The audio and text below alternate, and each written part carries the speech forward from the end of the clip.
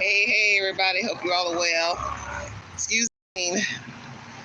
Oh, been busy the whole week. Sorry I haven't been live. Just wanted to talk to you guys for just a quick second. This 3-part live pertaining to Britney Griner, the Oklahoma Goons, and Chad Carr. I want to start off with Chad Carr. He's been missing from East Tennessee 3 years, May 1st. May 1st of 2021, he went missing from the Foundation House in Clinton, Tennessee. And I do believe that he met with foul play on that fateful night. He was last seen allegedly on the lawn, or was on the front lawn of the house, talking to his sister on the phone. She heard somebody else talking in the background. Phone goes dead. She tries calling him back, and nothing. No answer. So we're 3 years later, and no signs of him. No Facebook posts. No visiting the parents. Sister calling anybody. Where is Chad Carr? I spun this story to you all each year of him missing, and I did tell you all 3 years ago that I had met someone briefly that I believe was at that same house. I zoomed in on the board behind Chad Carr in one of his photographs, and I saw the person's name on the board. So that confirmed to me that this person had been at that house. I reached out to this person to ask him if he knew about Chad Carr missing or what had happened to him. And basically, he asked me to describe him. I described him that he was 6 feet tall, bald-headed, and he hung up the phone on me. So that tells me he knew something about it. I don't know if this guy was involved in the disappearance or harming him or whatever, but he knew something, because why hang up the phone? You knew who I was talking about anyway. And I don't know where this guy is today, but it just goes to show you don't know people. Chad Carr checked himself into this foundation sober living house on his own accord. He wasn't court mandated to go there for, committing a crime or anything like that. He checked himself in there to better himself. I do believe he was possibly still, using, from what a source told me that had spoken with him earlier that day, that he seemed under the influence of something, and they just didn't really want him around in that condition. Now, this is from someone who said they talked to him. I do trust the person who told me this, because they would have a reason, not to want this person around, having children, so on and so forth. So what happened to Chad Carr? He had just bought a van the day before, which would have been on a Saturday. So I can't see a person purchasing a vehicle, checked herself into a sober living, had been there a few months, could have left at any time on his own, would go missing during a phone call. So I believe someone confronted him out there on the lawn. There was an altercation, and they got rid of him. The gist of the story is that his van was left behind, personal belongings left behind in his room. Obviously, nobody did a bed check to care, or a morning check. Nobody called around from the Foundation House to ask where he was or what happened to him. So to see all that suspicious. So I believe one of those guys at the house did something to him. I won't doubt that some others jumped in and did something to him, maybe beat him up, unalived him, and then they discarded him. But see, the gist of the story, once again, is how did you discard him? Because these guys are supposed to have, I'm assuming, a male at the residence. So if you're supposed to have a male there, nobody heard a commotion. Nobody wondered where Mr. Carr was for bed check. That's why I know that there's more than one person involved, because you're going to need more than one person to dispose of a body out there in the middle of nowhere. Because I've taken you all out there before. Please go back to my earlier videos pertaining to the Foundation House, where I take you out there. It's in the middle of nowhere. It's desolate. It's not, they're houses, but they're scarce. And you would have to get him off the property. So how would you get him off the property? So then you got to ask how many guys had their own cars. Naturally, whoever was the house relief person working, they would have to have a car to get there. So are we talking about the staff being involved as well? Because somebody had to have known how to get him off that property. So then somebody said, well, maybe he got picked up. Maybe somebody came out there, blew their horn, or met him out there. He got in the car with him. But he would know that he couldn't walk off the property at a certain time of night. I'm sure that would be against the house rules. So then you got to ask that. Did he break the rules often? But we already know in halfway houses or sober living houses, you have rules to follow. If not, they'll kick you out. So once again, Chad Carr missing 3 years. May 1st, 2021. Has not been seen or heard from. As I said before, I believe it's foul play. I believe one of those males did something to him. I believe there was an altercation, some words spoken. I had also heard, I was doing a little digging around that time that he went missing. I had a young guy tell me at one of the stores that the house had been raided for drugs about a month or so before.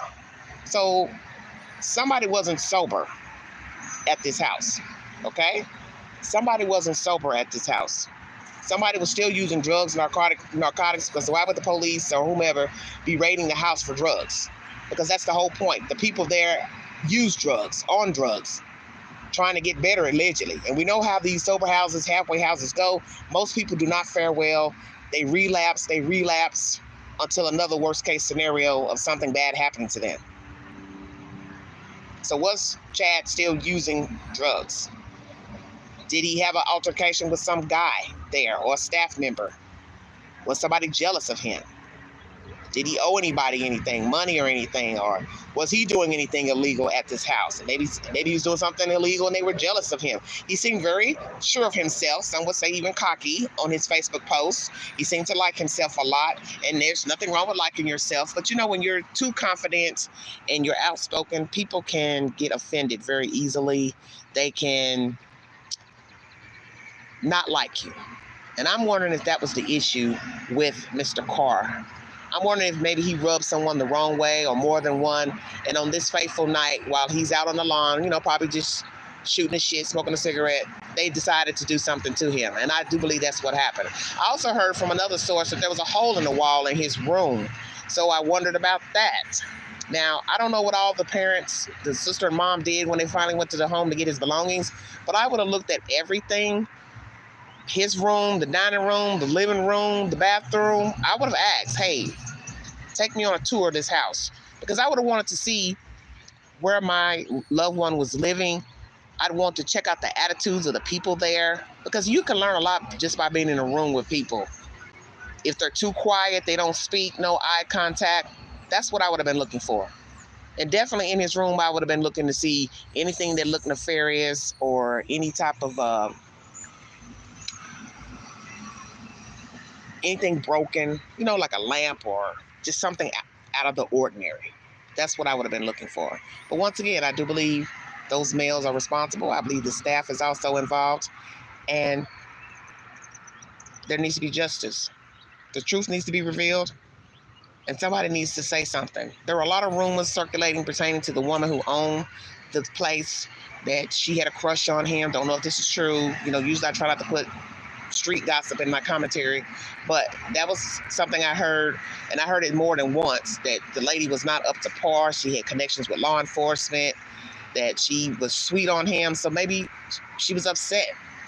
Maybe she had one of the guys do something to him because he wasn't interested. I don't know. People do crazy things for just a few dollars, or hell, a hit of a crack rock. I don't trust anybody because people do a lot of crazy things. And we have seen with true crime, people will commit crimes for other people out of being friends with them, related to them, as you've seen with the case out in Oklahoma with the 2 women being unalived. People will do things for other people, such as murder. And people will cover for other people. And you can best believe these guys in this halfway house, this sober living house, they don't know each other from a can of paint probably. But they're willing to kill. I do believe he was murdered. They're willing to hold that secret of whatever happened to Mr. Carr. And that's my point. You don't know people. Justice and prayers for Chad Carr, missing from the Foundation House in Clinton, Tennessee. I've not been back out there in years. I don't know if the house is still running. When I get more information, I'll come back and tell you all what's going on with the Foundation House, if it's still up, who owns it. And we can take a deep dive into that said commentary. Britney Griner, as most of you know, she was playing WNBA basketball, and she went abroad to Russia, got detained because of some vapes in her luggage and went to prison. Well, she's decided to speak to ABC News, and I put up a poll on my community page pertaining to how do you all feel about her arrest, the charge, and also doing prison time. There's some content up in the YouTube queue pertaining to her wanting to kill herself, the first few weeks of being incarcerated. And she's talking about the deplorable conditions, blood-stained mattress, no soap to bathe with, just horrific conditions. So how do you all feel about the vapes? Do you all believe she knew that she had packed them? Number one. Do you feel like she should have been arrested? Do you feel like, okay, she should have been arrested, but then let go? Or do you feel like she should have been arrested, charged, and also done prison time? Take the polls on my community page, and also take the polls pertaining to Chad Carr and also the Oklahoma Misfits. I have polls up pertaining to all of these subject matters. Let me know. Was there an injustice done by the Russian government to arrest her, charge her, and then detain her? And I'm glad she didn't kill herself, because that would be a horrific situation for her friends and family. And she also said that she would have wanted to put her family through that, because she didn't think they would even release her body had she died over there. So that's a deep statement, to want to kill yourself and then say, well, if I kill myself, my family may not even be able to get my remains. So that was pretty deep. So obviously that went through her mind while she was over there in that cell. And I can't even imagine what it was like in the prison, and I don't want to even think about it. But the one thing I've learned about security anywhere, you have to know what's in your luggage. That's why when you pack, you need to check all your side pockets inside to make sure nothing's in it, to make sure nobody has stuffed anything, what's in those luggage, your bags. You have to always remember that. Then if you're traveling, such as into Canada or abroad, you can't have anything that looks nefarious in your bag. I don't care if it's wire pliers, anything, box cutter, pocket knife. This is why you have to always check your purse, always check your luggage, your backpacks, because, somebody could put something in your bag. You can sit your bag down and somebody could put a knife or gun in your bag and you didn't think anything about it, pick it up. You have to always be aware of your belongings. This is why they tell you don't carry luggage for other people.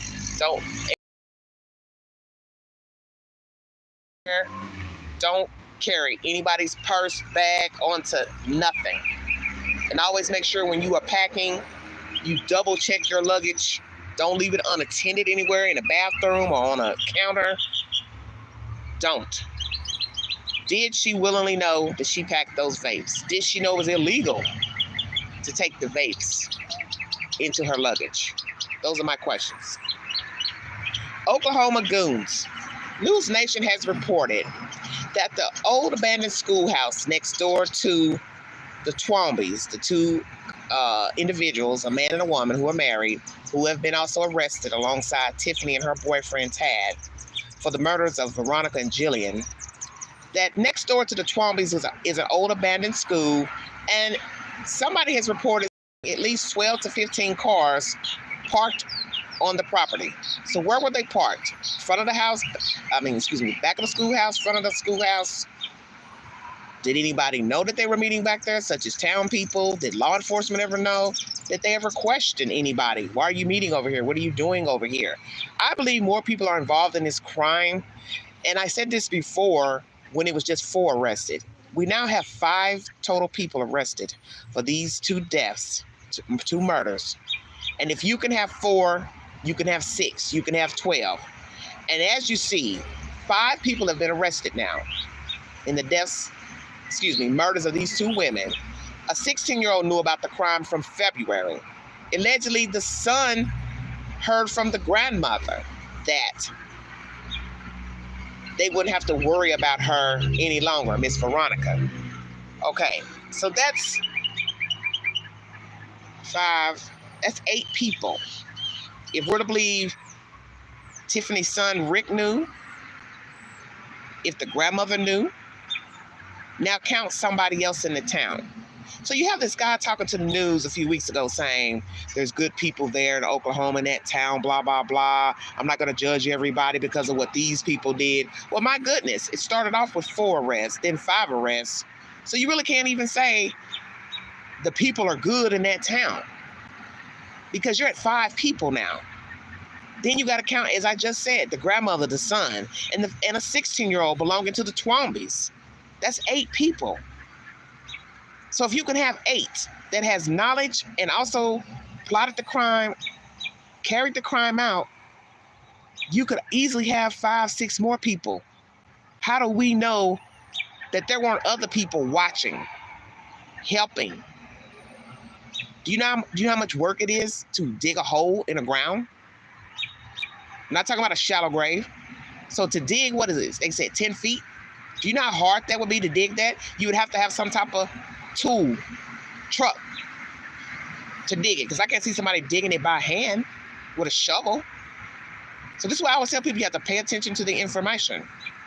Who dug the hole? Stay woke. Was it already pre-dug? Bingo card. So many questions you can ask pertaining to these crimes. Was the hole pre-dug? Anybody else being a lookout that day, watching, following the car, been to the house of Miss Veronica? See, you don't really know everything. Because for all we know, she stalked this woman. She had people going over by the house, riding by, going in a car that the woman wouldn't recognize. Because naturally, Veronica would recognize the grandmother's vehicles. So what if we find out they stalked her Facebook pages and accounts, had somebody drive over there, by her home, her business? She had a business. What if she had somebody go in the business to see what she was doing, how she was acting, see how her and a husband were living? See, you don't know. And one thing you can best believe, if you can get this many people involved in killing somebody because of custody, you definitely know somebody went by her home. Somebody drove by her home. Somebody parked on her street. Somebody went by her business. They sent a decoy into the business. Oh, I believe that. And I never thought about that until just now sitting here. How deep does this rabbit hole go? How deep does it go? I think it's very deep. And the scary part is that they unalived 2 people for nothing. Whether there were allegations of sexual assault against a child or children, verified or not, you just don't snuff somebody out. Because in the end, like I said in one of my lives, if you all felt this way about the children being sexually assaulted by Veronica's brother, why didn't you unalive the brother? And I'm not trying to, condone them murdering him. You've already murdered the sister, but think about what you're doing. You're so upset that somebody's been touched inappropriately, but you're going to go kill the mother, but not kill the perpetrator. That's bizarre to me. But this was all about control. Tiffany wanted control. Rumors circulating that she was brash, she was, a hothead, whatever she may have been. But she's not. Those things don't matter now, because this is what I always tell people about the hothead, the know-it-all, the nosy Karen, Ken, messy boots, the big head, the bully. There's always somebody bigger, always somebody better. So all those people who are now incarcerated, they're in there with other people that are just as big and bad. And they have hurt, harmed, defrauded, stolen, robbed, attempted murder. So she may be a small person in stature, Miss Tiffany, but you can best believe there's another shorty in there, and they got the jacked up, messed up attitude just like Tiffany. I think she's a grand manipulator. I think she's a narcissist, and she has been doing this her entire life, being a badass, big mouth, and she worked her way with these strangers and talked them into helping her carry out these murders.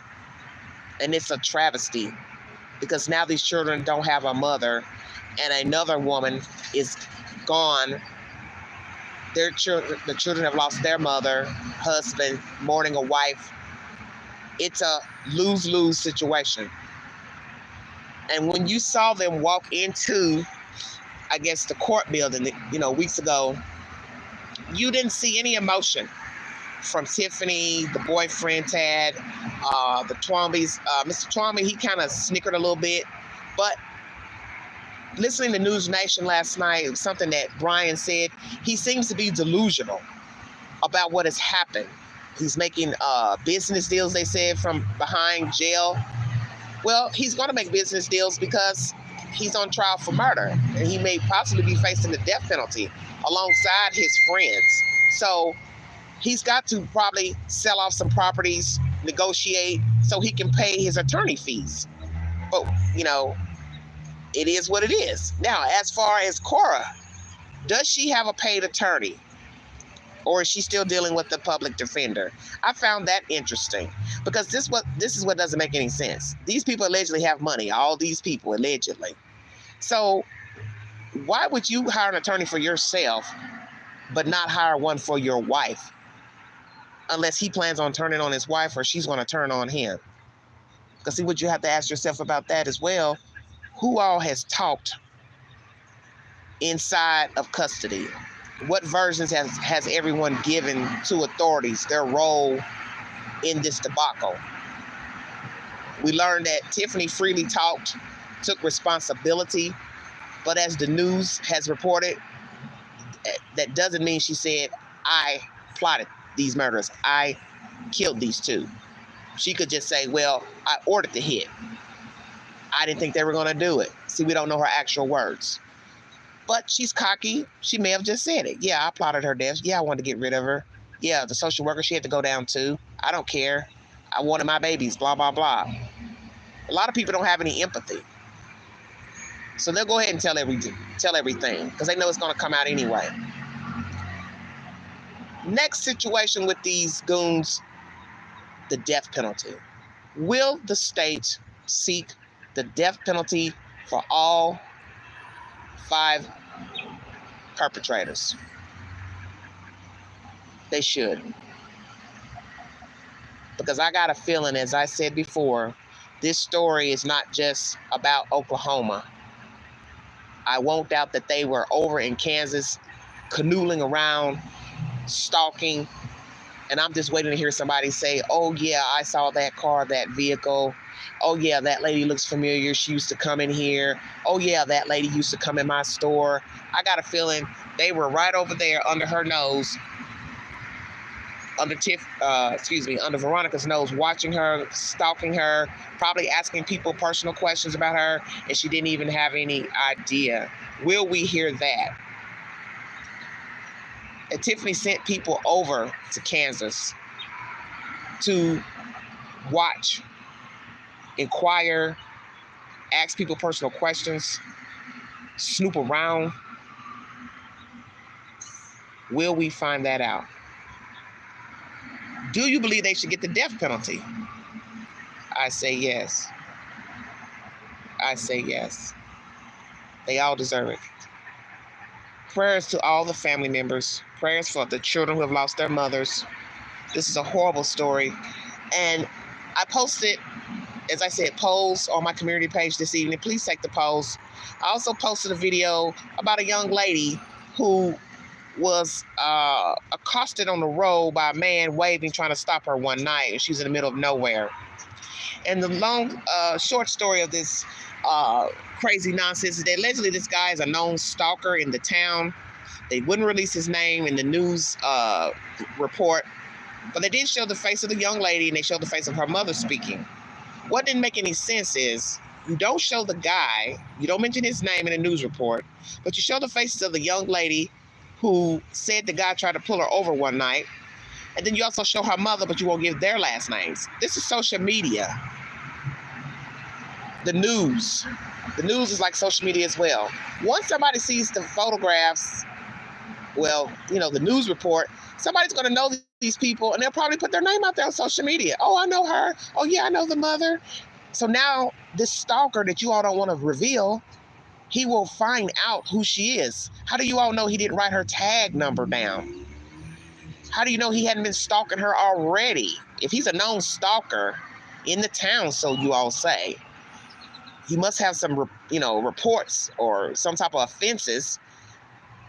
What makes you think he hadn't been already stalking her? And he followed her out on that desolate road to try to get her to stop. God forbid, he didn't run her off the road and try to kidnap her. And worse. So does this guy have other offenses? Is he a convicted felon? Is he licensed to carry? You have to ask all those questions. Does he have children, a girlfriend, a wife? Who is he? Does he have a prominent position? Does he have mental problems, bipolar, schizophrenia? Who is this stalker? Will his name be released, which I'm sure probably will, because maybe the DA is working on charges. And has he been following this young girl around? Thank God she was okay. She didn't stop. She said the guy was waving his hands through the window, trying to get her to pull over. He was yelling. She rolled her window down, and he said, "Oh, you have a broken tail light." She didn't stop. She kept on going where she needed to go. And I guess after that, she called authorities. But the gist of the story is he's already followed her around. Because ask yourself this, which is the obvious. If he's a known stalker, this is what's said in the report. I don't know if she knew about him already or heard about him or recognized his face when he was trying to stop her. The point is, however it went down, her giving a description to the police and the information came out. If he's a known stalker, possibly has offenses of bothering women, harassing women, who's to say, as I just said, he already marked her, followed her from whatever she was doing that night, and followed her on that desolate road, because she said she was in the middle of nowhere. I think he had been following her, had been stalking her. And he took advantage of this. He took advantage of this opportunity. And that's what sadists do. They take advantage of the opportunity. They're going to pick a day, a night when they are going to exact a crime. May not be today, may not be tomorrow, might be 3 days from now. But he chose that night for a reason. And I believe, just with that brief information they gave to the news, he's known as a stalker, then that means he's probably already followed her. Now, some could say a stalker is happenstance. He just happened to see a woman in a car and decided to pounce. Didn't know her, never followed her, don't know her on social media, but just driving down the road, out looking for prey, sees a girl in a car and says, okay, I'm going to get her. I'm going to try to stop her. How did it go? He knows of her. Store, Walmart, gas station, what? Or managed that she was in her car. He was out trolling, looking for a victim, and tried to pull her over. Thank God she did not pull over, because somebody would have pulled over to check their car, because that's what he told her. Hey, you've got a broken tail light. I'll help you. Pull over. I'll help you. And her instinct told her not to stop. Please check out that video of that news information. It's posted to my community page. This is a 3-part live pertaining to Britney Griner. She has spoken with ABC News to give her rendition of what happened to her in Russia when she got arrested, and her time in prison, her having suicidal thoughts. The Oklahoma Goons were meeting at a schoolhouse next door to the Twombies. How many people, as I said, knew of the plot and or aided or helped in some form of fashion? Is there more than 5 that actually aided in the plot and the murders of Veronica and Jillian? I do believe there are more people that knew of the plot and also aided, because you're already at 5. And I didn't understand that information, and them blocking the road and all of that, because I would have been trying to speed my way out of there. That's why I'm saying, could there have been other cars on the road that blocked them in? One behind, one to the side, one in the front. Your corner, can't get out. I don't know. We'll wait to see what the district attorney reveals to us about that fateful day. And they had to have been petrified, scared. Petrified and scared. There's probably no appropriate word to even use for how they felt. I can't imagine. I don't ever want to know what that's like. Once again, prayers to the families and prayers to the children.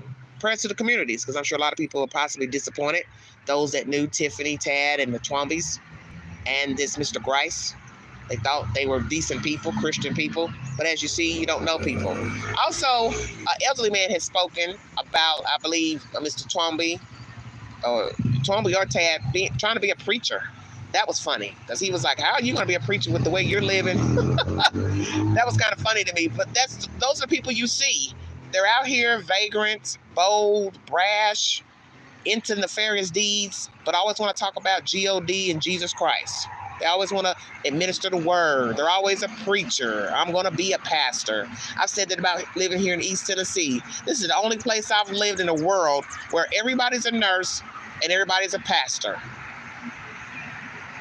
They've gone to school to become a medical assistant, but now they're a nurse. Every male I've ever met, white, black, they're a pastor. Outspoken, brash at times as well. But I'm a pastor. I looked up this certain person on Facebook recently just because I was curious to see if they were dead or alive because they were into mischief and always keeping up mess. And he had the nerve to have on, like the priest's outfit. And I thought, dear God, I'm about to fall over. So now you're really carrying on like you are ordained. You can't sit still long enough to read any teachings to become ordained. That was funny to me. See, there's a con every day. Now somebody can say, well, Angela, he may have gone to seminary school. I doubt it. Because this person like walking around, keeping up mess for an older person. And, this was like, many years ago, but I'm just gonna say this person I don't see changing. Because they were damn near 60 when they were keeping up drama in an apartment building. And I just can't see this person being a pastor, preacher, and changing their ways. Some people might say, well, he may have changed. I doubt it. If you're pushing 60 and you're stirring up trouble with people and causing problems and, and he acted feminine. He acted like he was a homosexual. There's nothing wrong with being gay, but when you're perpetrating like you like women, but you act like a woman yourself. So that's why when I saw the priest habit on, the collar, I was just like, oh my gosh, he's really carrying on with this pastor business, even, let's see, 19 years later or so. It's just a joke. Chad Carr, African-American male, missing from Clinton, Tennessee, the Foundation House. This was a sober living house. I don't know if it's still up as a sober living facility, but as I said before, he's been missing 3 years, May 1st, which was yesterday. And there has been no sightings of Mr. Carr. No family members, friends have heard from him. He also has a son that he's left behind. And I'm sure his son is devastated not hearing from his father. The mother is devastated. His sister is devastated. They did a Dateline special a few years ago. Feel free to check out that content. There's content in the YouTube queue pertaining to his disappearance if you want to listen to the storyline. And there's also news articles on the disappearance of Chad Carr. Feel free to go back to the beginning of this live stream to get my said commentary on his vanishing, which I don't believe it's a vanishing. I believe it's a deliberate homicide. If anything, it's second-degree murder. But the fact that it's a sober living house with at least 8 to 10 men living there, and you also have to have somebody on duty, at least 1 to 2 men had been working that night, more than one person knows about his disappearance and knows what happened to him. And like I said, when he went missing, I did not hear that anyone from that sober living facility call his mother, sister, friends, or anybody to say, hey, do you know where Chad is? He missed bed check last night. He missed morning check. He didn't get up for the meetings. Now, this guy had a job, work, just bought, as I said, a van the day before, and he's just going to take off and run away from the world. And I'm not saying people don't do it. But like I said, I think Chad liked himself a lot, and I don't see him doing that. Allegedly, he was, had a relationship with his sister and his mother. And I'm sure he was friends with other people in the community. He would not have just taken off and vanished. And usually people who post a lot to social media, those are the least people you will see, disappearing on their own, or let's say killing themselves. And I'm not saying there's not people who post a lot wouldn't take their own life, but I'm just saying, I don't think that's Chad Carr. I could be wrong. Could he have walked away from his life? Just said the hell with it? Then why leave your van? Why leave your keys to a van you just bought the day before? Leave your clothes, your belongings, if you just want to run away. I don't think he ran away. I don't honestly think he ran away. I really don't. But that's my commentary, everybody, for this evening. Like, share, subscribe, drop your comments below. And if you'd like to donate to this great network, $McAngie 129 Cash App. Stickers and chats are always welcome during the live stream. Thank you for your time. Sorry I'm late with the Chad Carr information. I was in transition this week, so I've been really exhausted yesterday. But I said, let me go live outside because it's so nice here in East Tennessee now. It's starting to cool off a little bit. It's very warm earlier, but this is a really peaceful Zen time. Yeah, my new neighborhood. No more where I was, but hey, I'm in transition. I'm trying to make the best of a, given situation. So, give you all a little area view, places where I am. But just decided to sit on these nice people's patio to go live where I, wouldn't have any distractions of people talking in the background. Because everywhere you go, when it's warm, everybody likes to come outside and talk. There's no way you can go live when people are outside chitter-chattering. But anyway, thank you for your time. God bless all of you. Have a wonderful week. Please check out my movie suggestions for this week and weekend. P. Diddy was my first suggestion by TMZ. And I've got 2 suggestions, a British mystery for this weekend, and also The Conjuring. Lord, I forgot. I forgot what it is. They got so many. But anyway, one of them is a Conjuring installment, and the other one is a British mystery about a young boy who's accused of killing a young girl. And I think his mother is trying to get down to the bottom of if her son committed the crime. So those are my 2 suggestions on my community page. Feel free to check them out. If I get a little frisky, I might throw in another suggestion for this weekend because some of you all are homebodies. But anyway, it's nice in most places in the United States. Get out, get you some fresh air, take a walk. Get that heart pumping, because that's what I said. I'm going to walk a little ways. I didn't walk far from where I'm living, but just wanted to sit somewhere quiet where I could, do the live outside since it's so nice. You all have a wonderful weekend. I'll be back with more stimulating content and commentary. And before any of you ask me, oh, thank you. Well, it's just a little tiny box, Pinto. It's nothing fabulous. I had to, get what I could get. But, I still got Georgia on my mind. So that's one place I still want to be. If I can ever get the chance to go to Georgia, I really would love to live in Georgia. But anywho, I'm still in the area, Knoxville, Tennessee. So I'm out and about. And the area I'm in is real, it's a nice area because it's a lot to do in this area, West Knoxville. It's a lot of shops, eateries. So I'm near everything. As you see, gas station, all that. It's near everything. Don't really have to go far to shop, buy food or anything. So that's the best part about the new place. But I want to say this. I wasn't going to mention this during the live, but I see that nonsense about Sebastian and the pants. And I'm not going to comment on it. But I'm going to just let you know I've heard it. Because I know somebody's going to comment and say, did you hear? Yes, the Queen heard briefly. And I'm done with all of that nonsense pertaining to this 15-year-old autistic boy. I've also heard about the picture floating around. And my only thing I have to say about that is you need confirmation on when it was taken and if it's actually him in the picture. And all this other BS with Mr. Proudfoot arguing with that lady on a live stream that, Sweetie Pie uploaded that. It was probably a month ago. I'd never heard the content. But this is what I've said before. Sweetie Pie made this comment. I gotta say this to you, Sweetie Pie Low. When you said you have never heard of anybody that act and behave, you know damn well you have, and they're right here in East Tennessee by the name of Wells. You have met somebody like that. You have heard of somebody narcissistic. You have heard of somebody that's an ass. Donald Wells.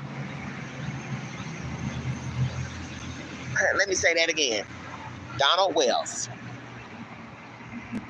And the fact that these people allow their lives to play out on YouTube is disturbing. This is Donald Wells, Candace all over again. Jumping on platforms, repeating the same bullshit and adding a little taken away, wanting 5 minutes of attention. It's ridiculous. And as I heard somebody talking the other day that's in law enforcement, they said a lot of times, you think the worst of people because of the things you're hearing about them. And the way they act and talk, they don't seem like they're in tune to the missing person or dead person. He said there is that fluke that they could actually be innocent. It's just they got bad behavior, or what we deem bad behavior. Well, I may put that up as a poll, because this behavior is similar to Summer Wells and her biological parents, Candace and Don. So what you have to ask yourself, are these people involved in the disappearance of their stepson? Because as I said, this mirrors Summer Wells. All this YouTube talking and jumping on platforms and cussing and fussing and arguing with the creator of the channel and going back and forth. And this is not the behavior of somebody that's concerned about their child. That's my personal opinion. If I had a missing child or a dead child, whatever, I would not be up on YouTube arguing with creators. I wouldn't be in news reports or articles or interviews cussing the reporter out and talking crazy and acting belligerent. This isn't the way you act. So what you always have to tell yourself is this is how you would behave on a public platform, Facebook, YouTube, whatever. This is how you were acting with the child. And I'll leave it at that. Thanks for your time. You've been listening to The Vault Excel.